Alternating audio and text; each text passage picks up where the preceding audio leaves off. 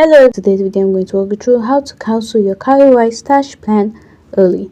But here's the thing, Stash itself is just an e-wallet feature, not a locked plan, so it's actually nothing to cancel. In case you don't know what Stash is, this is Stash at the bottom. So the money in your Stash, the funds in your Stash, are already liquid and can be withdrawn to your bank account at any time, though it takes 24 hours.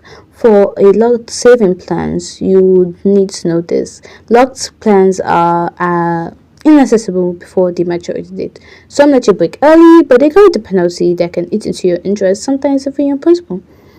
So it's best to just wait until the maturity date. Now, so this is a quick recap. Stash itself is just an e-wallet, and for locked saving plans, it's best to just let them mature, or if you want to withdraw, accept the penalty from the interest or the principal. Hope you found this video helpful.